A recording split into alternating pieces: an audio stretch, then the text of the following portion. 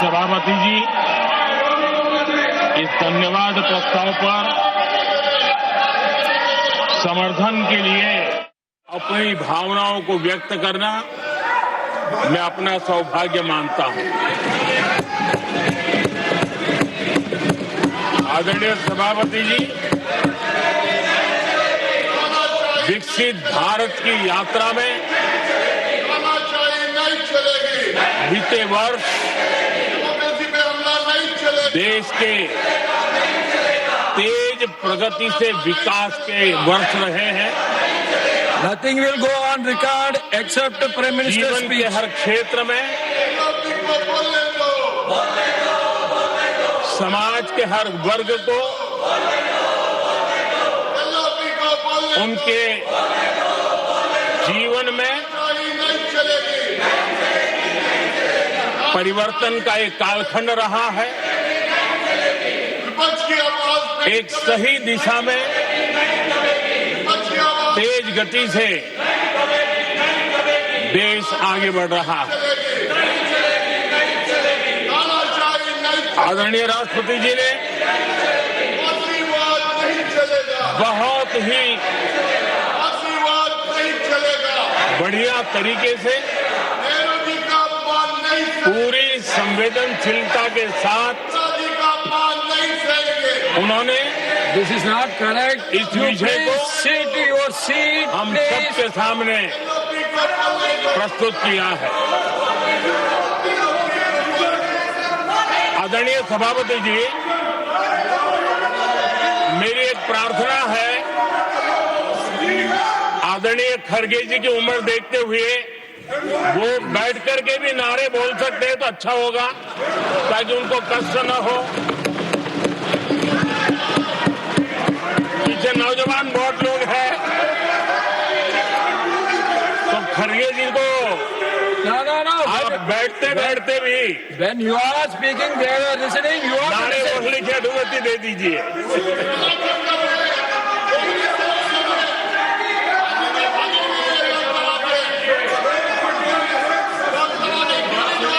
आदरणीय सभापति जी, राष्ट्रपति जी ने इस देश के मध्यम वर्ग, इस देश के निम्न मध्यम वर्ग, इस देश के गरीब, इस देश के गांव, इस देश के किसान, महिलाएं, विज्ञान हो, प्रौद्योगिकी हो, कृषि हो, सभी विषयों को लेकर के बहुत ही विस्तार से भारत के प्रगति का एक स्वर संसद में गूंजा है।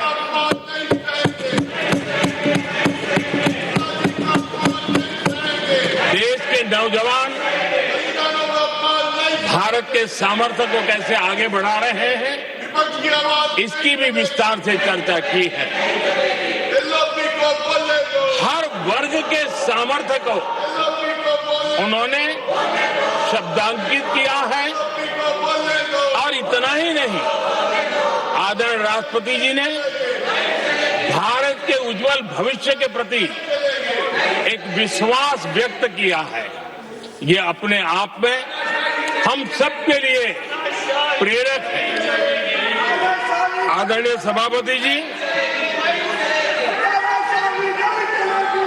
21वीं सदी का प्रथम क्वार्टर पूरा हो चुका है, लेकिन ये दूसरा क्वार्टर जैसे पिछली शताब्दी में भारत की आजादी के जंग में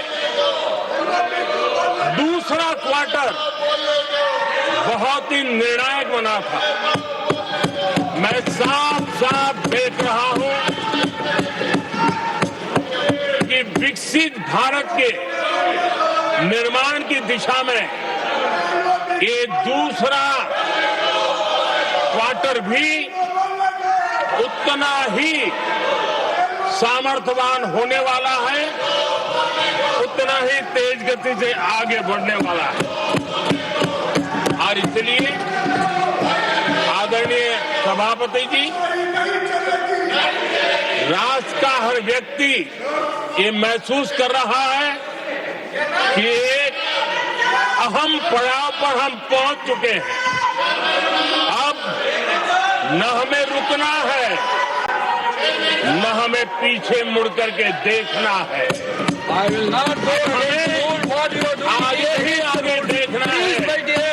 I am not going to let गति से you चलना down. है। You please, my dear. और लक्ष्य को प्राप्त करके ही हमें सांस लेनी है। उस दिशा में हम आगे बढ़ रहे हैं। Nothing should go on record except the Prime Minister's speech.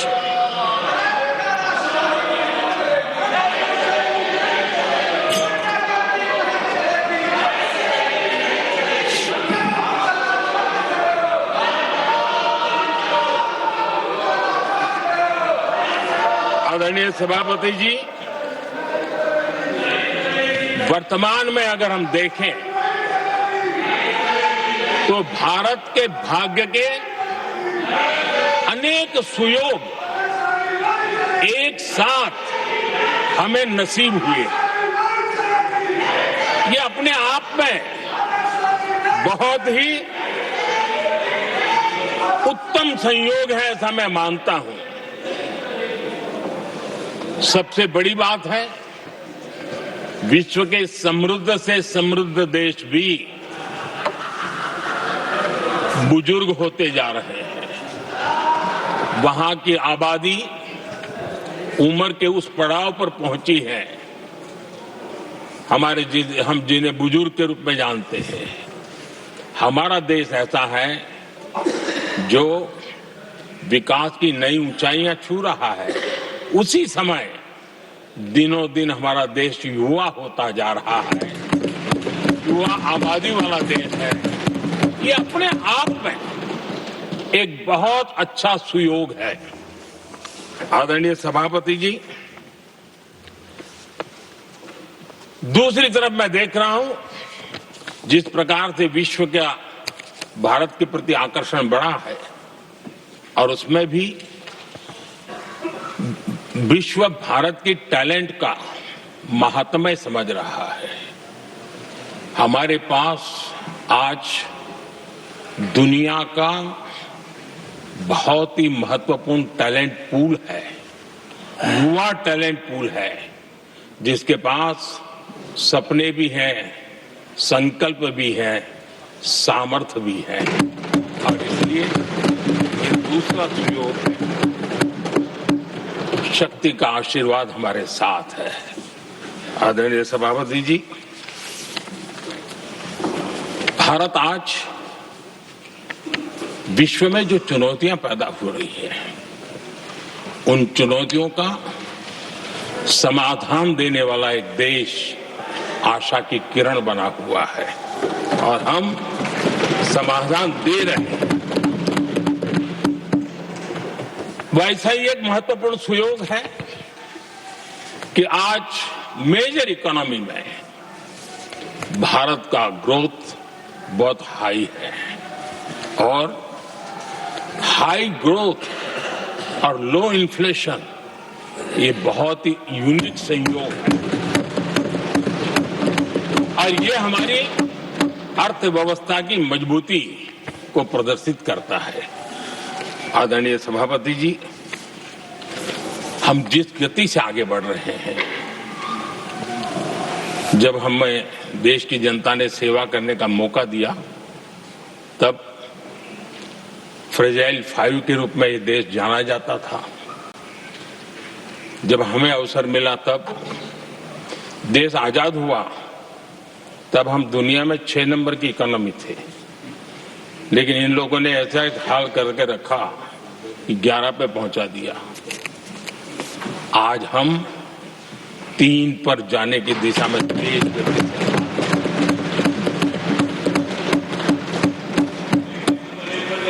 आदरणीय सभापति जी, आज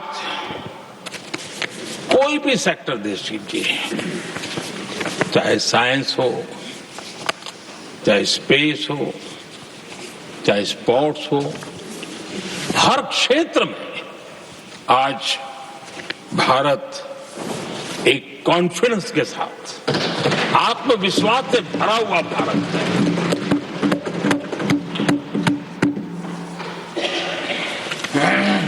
कोविड के बाद विश्व में जो स्थितियां पैदा हुई और ऐसी नई नई चीजें जुड़ती गई, आज दुनिया संभल नहीं पा रही है। ऐसे में साफ साफ नजर आ रहा है कि दुनिया एक नए ग्लोबल ऑर्डर की तरफ, नए वर्ल्ड ऑर्डर की तरफ आगे बढ़ रहा है। सेकेंड वर्ल्ड वॉर के बाद एक वर्ल्ड ऑर्डर बना था, अब एक नए वर्ल्ड ऑर्डर की तरफ विश्व बहुत तेजी से आगे बढ़ रहा है।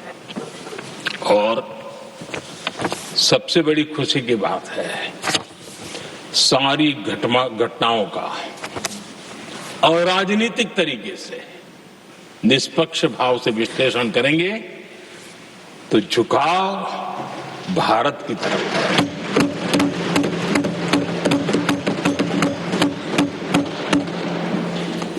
विश्व मित्र के रूप में, विश्व बंधु के रूप में आज भारत अनेक देशों का विश्वस्त पार्टनर बना है और हम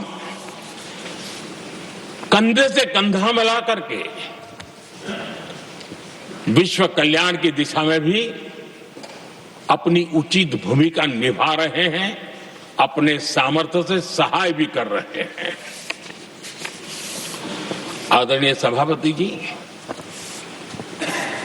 आज पूरा विश्व ग्लोबल साउथ की चर्चा करता है, लेकिन उस चर्चा के सूत्रधार के रूप में आज भारत वैश्विक मंचों पर ग्लोबल साउथ की बुलंद आवाज बन गया है।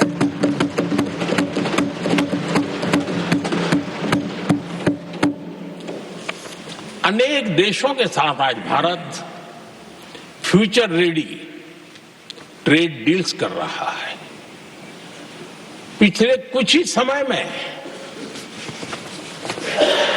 दुनिया के महत्वपूर्ण 9 बड़े देशों के साथ 9 बड़े हमारे ट्रेड डील हुए हैं और उसमें मदर ऑफ ऑल डील एक साथ 27 देशों के साथ, यूरोपियन यूनियन के साथ।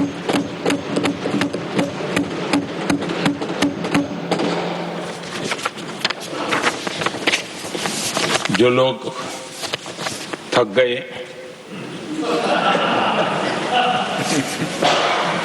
बेचारे चले गए, लेकिन कभी न कभी उनको जवाब देना पड़ेगा कि देश की ऐसी हालत कैसे बना के रखी थी कि दुनिया का कोई देश हमसे डील करने के लिए आगे नहीं आता था। आपने कोशिश की होगी, पीछे पीछे पीछे बहुत चक्कर लगाए होंगे, लेकिन किसी ने आपकी तरफ देखा भी नहीं होगा। क्या स्थिति ऐसे पैदा की? दुनिया के देश ऐसे ही भारत के साथ डील नहीं कर रहे हैं। आदरणीय सभापति जी, इसके पीछे सबसे बड़ी बात, डेवलप कंट्रीज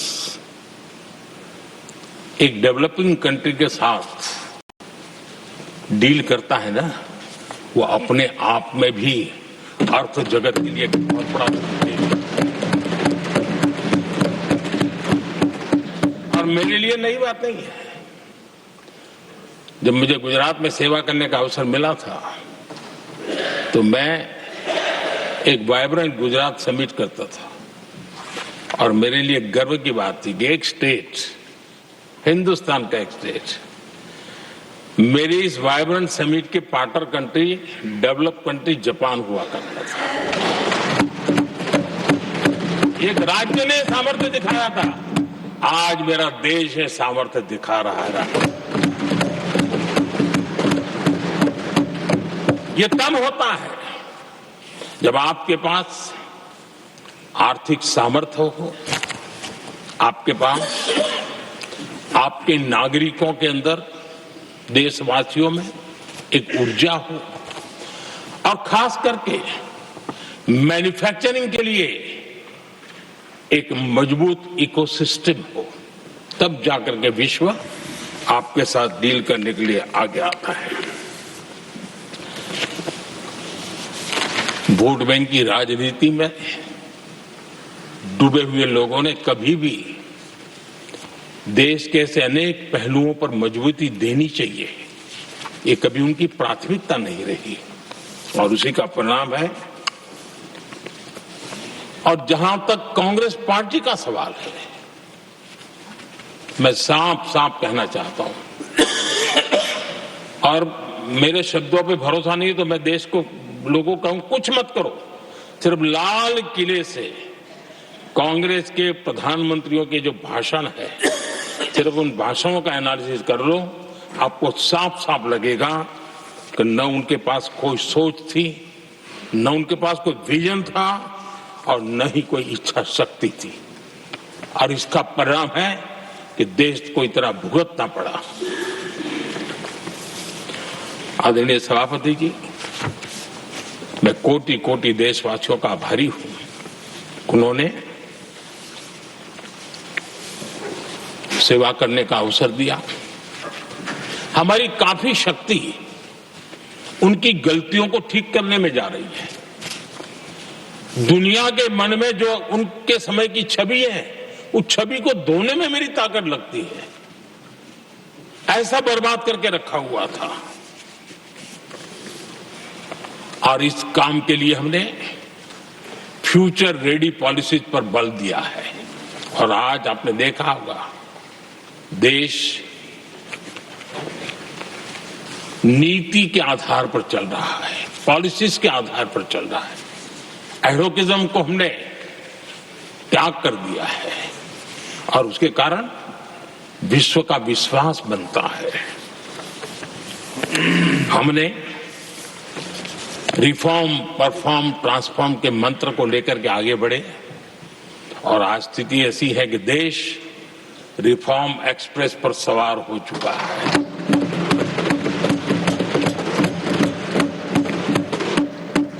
हमने स्ट्रक्चरल रिफॉर्म्स किए हैं, प्रोसेस से जुड़े रिफॉर्म्स किए हैं, पॉलिसीज में रिफॉर्म किए हैं। हमारा मैन्युफैक्चरिंग सेक्टर, हमारी उद्यमी ये सशक्त हो, भारत की हर चीज का वैल्यू एडिशन हो, उस दिशा में हमने प्रयास किया है। और मैं आज विश्वास के साथ कह सकता हूं, आज भारत विश्व के साथ स्पर्धा करने के लिए पूरी तरह तैयार है।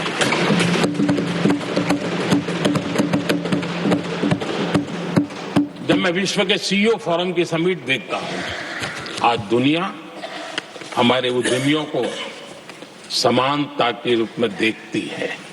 और जब पिछले दिनों सभी दलों के डेलीगेशन विश्व में गए थे, ये भाव उन्होंने भी अनुभव किया और आकर के मुझे सभी दल के माननीय सांसदों ने अपने अनुभव बता रहे थे, बड़ा गर्व से कह रहे थे कि हाँ, बराबरी से बात हो रही है। ये हमारे लिए अपने आप में बात है। आदरणीय सभापति जी, एमएसएमई का बहुत बड़ा नेटवर्क जितना सामर्थ्यवान होता है, वो लंबे अरसे तक इकोनॉमी को एक ताकत देता है। हमने उस दिशा में बल दिया और हमने कई रिफॉर्म्स किए हैं। आज हमारे एमएसएमई नेटवर्क पर दुनिया का भरोसा बढ़ रहा है। बड़े बड़े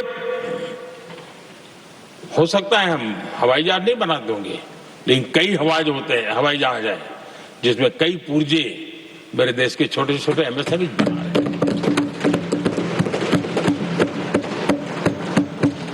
आदरणीय सभापति जी, देश में हुए इन प्रयासों का नतीजा सबके सामने है।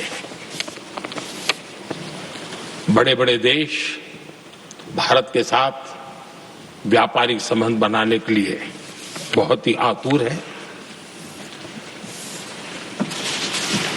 यूरोपीय संघ का ट्रेड डील हो, अमेरिका के साथ अभी हुआ जो ट्रेड डील हो, और कल हमारे पीयूष जी ने सदन में विस्तृत जानकारी भी दी है, और पूरा विश्व खुल करके इस ट्रेड डील का तारीफ कर रहा है। और उसमें जब यूरोपियन यूनियन के साथ ट्रेड डील हुआ तो विश्व को एक भरोसा हुआ कि अब वैश्विक स्तर पर स्थिरता की संभावना बढ़ेगी।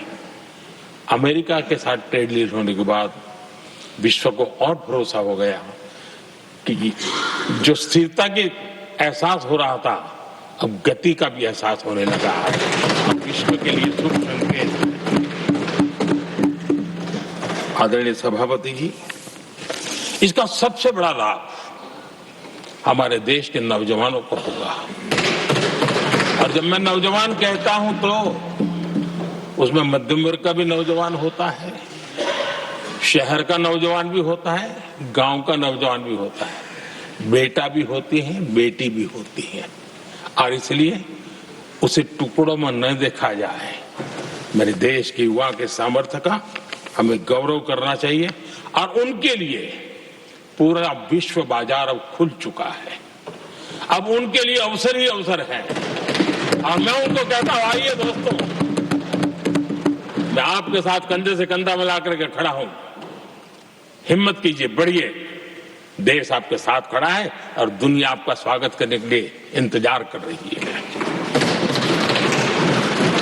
आदरणीय सभापति जी, जिस प्रकार से दुनिया में हमारे युवा प्रोफेशनल्स की मांग बढ़ रही है, इवन केयर गिवर्स की मांग बढ़ रही है, हर कोई मिलता है हमें इस प्रकार के लोग चाहिए। कुछ लोग तो अपना स्पेशल ऑफिस यहां बना रहे हैं रिक्रूट करने के लिए, योग्य टैलेंट की खोज के लिए। इसका मतलब हुआ कि भारत के प्रोफेशनल्स के लिए भी विश्व में बहुत बड़े अवसर बन रहे हैं। आदरणीय सभापति जी, ये संसद का उच्च सदन ये एक प्रकार से राज्यों का प्रतिनिधित्व करता है। और जो चर्चा की बारीकियां मैंने देखी, मेरा मन कहता है कि थोड़ा स्तर इसका ऊपर होना चाहिए था, और वहां से तो ज्यादा होना चाहिए। वो तो कितने साल तक सरकारों में रहे हैं, वहां से जरा चर्चा का स्तर ऊंचा होना चाहिए था। लेकिन उन्होंने ये मौका भी गंवा दिया। देश उन पर कैसे भरोसा कर सकता है। आदरणीय सभापति जी, मैं कल एक माननीय सदस्य को सुन रहा था। यूं तो वो अपने आप को राजा कहलाने में बहुत गर्व करते हैं, लेकिन वे आर्थिक असमानता की चर्चा कर रहे थे। बताइए, जो खुद को राजा माने और वो आर्थिक असमानता की बात करे, सबको लगता है कि क्या यही देखने के बाकी रह गए थे क्या। आदरणीय सभापति जी, हमारे टीएमसी के साथियों ने काफी कुछ कहा। जरा खुद तो अपने गरेबा में देखें। निर्मम सरकार पतन के जितने भी पैरामीटर्स हैं, उन सब पैरामीटर्स में नए नए रिकॉर्ड बनाते जा रहे हैं, और यहां उपदेश दे रहे हैं। क्या हाल करके रखा हुआ है। ऐसी निर्मम सरकार से वहां के लोगों का भविष्य अंधकार के अंदर डूब रहा है, लेकिन इनको कोई परवाह नहीं है। सत्ता सुख के सिवाय कोई आकांक्षा नहीं है, और वे यहां उपदेश देते हैं। घुसपैठ, दुनिया का समृद्ध से समृद्ध देश भी अपने यहां गैर कानूनी नागरिकों को बाहर निकाल रहा है। हमारे देश में घुसपैठियों को बचाने के लिए अदालतों को तब तक प्रेशर पैदा किया जा रहा है। मेरे देश का नौजवान कैसे ऐसे लोगों को माफ करेगा जो घुसपैठियों की वकालत करने के लिए ताकत लगा रहे हैं? और घुसपैठिए मेरे देश के नौजवानों के हक छीन रहे हैं, उनकी रोजी रोटी छीन रहे हैं, आदिवासियों की जमीन छीन रहे हैं, बेटे बेटियों के जिंदगी पर खतरे पैदा हो रहे हैं। लेकिन उनके लिए महिलाओं पर अत्याचार होते रहे। सत्ता नीति के सिवा कुछ करना नहीं, और वो यहां पर हमें उपदेश दे रहे हैं।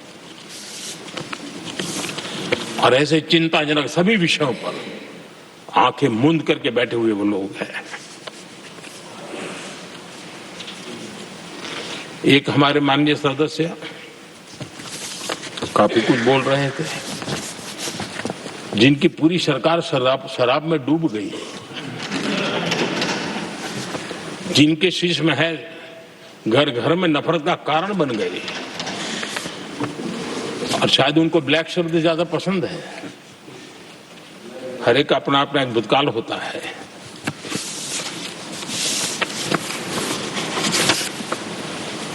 पता नहीं ब्लैक के साथ उनका क्या पुराना रिश्ता है। आदरणीय सभापति जी, ऐसे सभी साथियों से मैं आज जरूर कहूंगा, तुम कितना दुनिया को धोखा दोगे, तुम कितना दुनिया को धोखा दोगे। आईना देख लिया तो अपनी सच्चाई कहां छिपाओगे।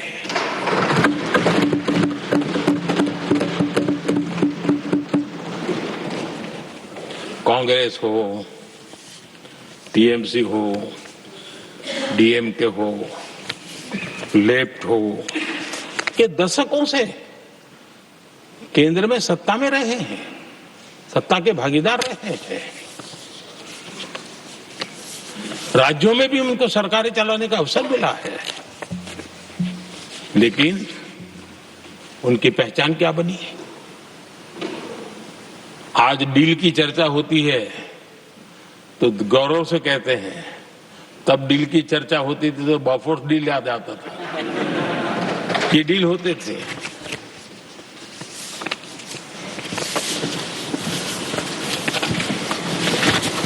उन्होंने सिर्फ जेब भरने का काम किया। नागरिकों के जीवन में बदलाव आना ये उनकी प्राथमिकता नहीं थी। आदरणीय सभापति जी, मैं कुछ उदाहरणों के साथ भी बात बताना चाहता हूं, क्योंकि यहाँ चर्चा में ये सारे विषय आए हैं और इसलिए मुझे कहना बहुत जरूरी है। अब एक उदाहरण देता हूं मैं बैंकिंग सेक्टर का। बैंकिंग सेक्टर एक प्रकार का अर्थव्यवस्था की ग्रिड होता है। 2014 से पहले फोन बैंकिंग का कालखंड था। नेता के फोन जाते थे और उसके आधार पर करोड़ों रुपया दे दिए जाते थे, और गरीबों को तो बैंकों में दुत्कार मिलती थी, नफरत होती थी। देश की 50% से ज्यादा आबादी बैंक के दरवाजे तक नहीं देख पाई थी। कांग्रेस के नेताओं के फोन पर अरबों रुपये लोगों को दे दिए गए, और जो ले जाते थे वो अपनी पर्सनल प्रॉपर्टी मान करके पैसे हजम कर जाते थे। यही खेल चलता रहा। कांग्रेस और यूपीए के राज में, और आज जो इंडी अलायंस बन करके बैठे हैं उनके राज में, बैंकिंग व्यवस्था तबाही के कगार पर खड़ी थी। मैं नया प्रधानमंत्री के पद का दायित्व मुझे मिला, मैं एक देश के मुखिया से मैं मिला, ऐसे ही बात कर रहा था। मैंने कहा बैंकिंग की दृष्टि से हम कुछ आगे बढ़ना चाहिए। उन्होंने कहा पहले एक बार साहब जरा अभी आप नए हो, आपके बैंकों की व्यवस्था का अध्ययन कर लीजिए। हम कैसे हिम्मत करें एक देश के नेता ने कोई ये जानकारियां थी, उसने मुझे बताया, यहां इनको कोई परवाह ही नहीं। यानी एक प्रकार से उन्होंने जिस प्रकार से बैंकिंग व्यवस्था में एनपीए के पहाड़ खड़े हो गए थे, जहां भी देखो चर्चा चलती थी, एनपीए का क्या होगा, एनपीए का क्या होगा, कैसे बचेंगे। आदरणीय सभापति जी, चुनौती बड़ी थी, लेकिन हमने समझदारी से काम लिया, बैंकिंग व्यवस्था के सब कर्ता धर्ताओं को विश्वास में लिया, रिफॉर्म की आवश्यकता थी, हिम्मत के साथ रिफॉर्म किए, पारदर्शी व्यवस्था बनाई, ढेर सारे बैंकिंग रिफॉर्म्स हुए और जो सरकारी बैंक दुर्बल हो चुकी थी, ठीक नहीं चल पाती थी, उसको हमने बड़ी बैंक के साथ मर्जर कर दिया। और मुझे याद है किसी एक महाशय बड़े अपने आप को विद्वान मानने वाले लिखा था, अगर मोदी सरकार बैंकों में ये कर ले तो हिंदुस्तान का बहुत बड़ा रिफॉर्म हो जाएगा। वो काम मैंने आते ही कर दिए थे। आदरणीय सभापति जी, और इन सारी चीजों का नतीजा हुआ, बैंकों में जो बीमारी घर कर गई थी, उस बीमारी से बैंकों को मुक्ति मिली, बैंकों का स्वास्थ्य सुधरा, लगातार सुधरा, अभी भी तेजी से आगे दौड़ रहे हैं। और बैंकिंग का जब स्वास्थ्य सुधरा तो लेन देन का कारोबार भी उनका बढ़ा, लोगों को पैसे मिलने लगे, सामान्य व्यक्ति को पैसे मिले, ऐसे ऐसे गरीब लोगों को लोन मिले जिनके लिए कभी बैंक के दरवाजे बंद थे, बेचारा दूर से देख करके उनको जाना पड़ता था। आज मुद्रा योजना जो देश के नौजवान को अपने पैरों पर खड़े रहने की ताकत देता है, मुद्रा योजना जो स्वरोजगार की प्रेरणा देता है, लेकिन स्वरोजगार के भाषण के काम नहीं होता है, उसका हाथ पकड़ना पड़ता है, उसको साथ देना पड़ता है, उसको सहाय देनी पड़ती है। और हमने मुद्रा योजना के द्वारा 30 लाख करोड़ रुपया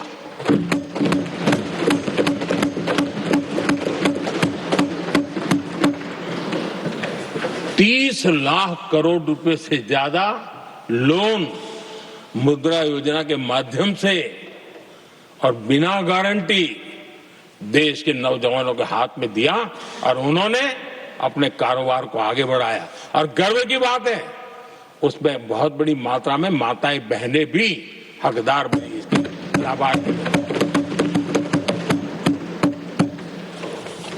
सेल्फ हेल्प ग्रुप, इन दिनों ग्रामीण महिलाएं बड़े सपने देखती हैं, खुद अपने पैरों पर खड़ा होना चाहती थी। विमेन सेल्फ हेल्प ग्रुप का हमने विस्तार तो किया ही किया, लेकिन 10 करोड़ बहनों को हमने सीधी आर्थिक मदद की व्यवस्था की।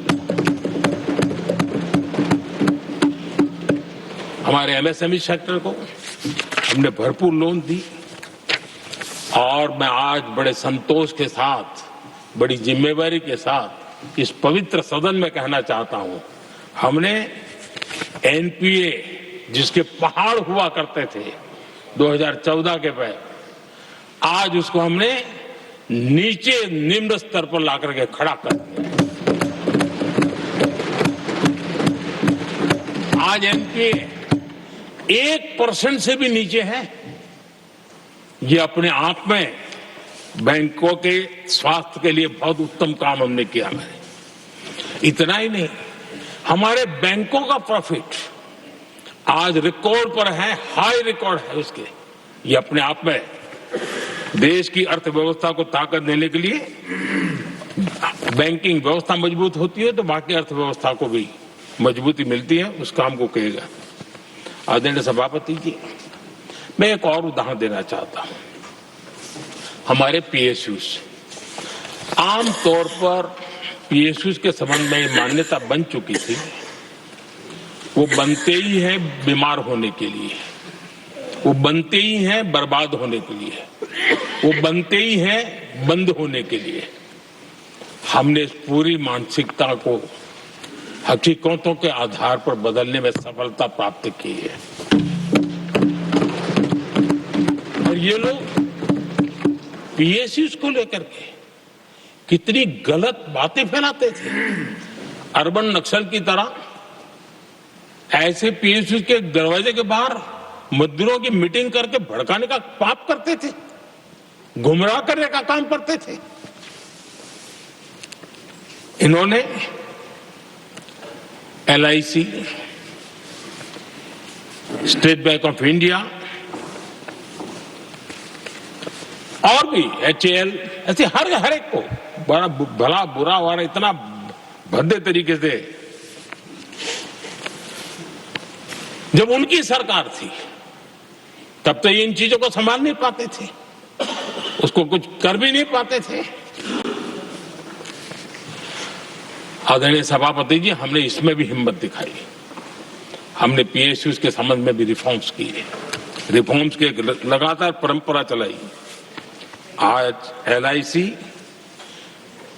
बेस्ट तरीके से उसने पूरे कार्यकाल में अपना एलआईसी का जन्म हुआ तब तक उत्तम से उत्तम परफॉर्मेंस का कालखंड उसका गुजर रहा है।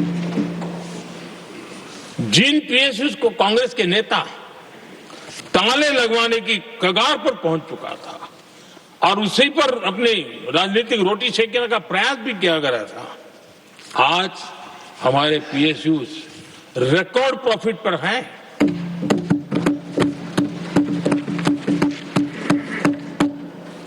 इतना ही नहीं, वे अपने परफॉर्मेंस से मेक इन इंडिया को भी गति दे रहे हैं। मेक इन इंडिया का जो सपना है उसका पूरा करने में वे भी एक बहुत बड़े कैटलिक एजेंट के रूप में आज भूमिका अदा कर रहे हैं। रिकॉर्ड संख्या में रोजगार बना रहे हैं। इतना ही नहीं, हमारे कुछ पीएसयूज आज विश्व के अंदर जा रहे हैं, विश्व में भी अपनी ताकत दिखा रहे हैं, विश्व के साथ जुड़ रहे हैं, दुनिया के कई देशों के विकास यात्रा में वो भागीदार बन रहे हैं। आज हमारे पीएसयूज को बहुत बड़े बड़े ऑर्डर देश से भी और देश के बाहर से भी मिलने लगे हैं। ये अपने आप में मैं जो कहता हूं ना, एक बहुत महत्वपूर्ण पड़ाव पर ये देश 25 साल है, उसका संकेत यहां नजर आता है। आदरणीय सभापति जी, कांग्रेस ने विश्वासघात करने के विषय में भी हमारे देश के अन्नदाता को भी नहीं छोड़ा। इस देश में 10 करोड़ किसान ऐसे हैं जिनके पास 2 हेक्टेयर से भी कम जमीन है, छोटे किसान हैं। उनकी तरफ कभी परवाह नहीं की गई, उनकी तरफ कभी देखा नहीं गया, नहीं उनके दिमाग में ये छोटे किसानों का कोई महात्म्य था। उनको लगता है कुछ बड़े लोगों को संभाल लिया तो गाड़ी चल जाएगी, और यही राजनीति करते रहे। आदरणीय सभापति जी, हमारे दिल में छोटे किसान के प्रति एक दर्द था। हम जमीनी हकीकतों से परिचित थे और उसी के कारण हम पीएम किसान सम्मान निधि योजना लेकर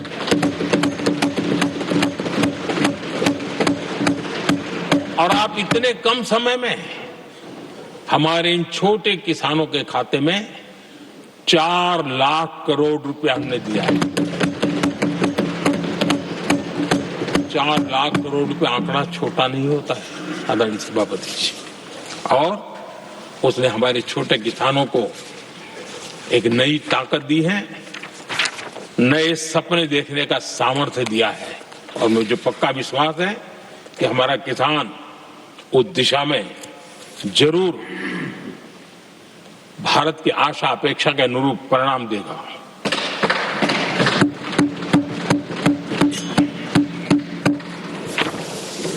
आदरणीय सभापति जी,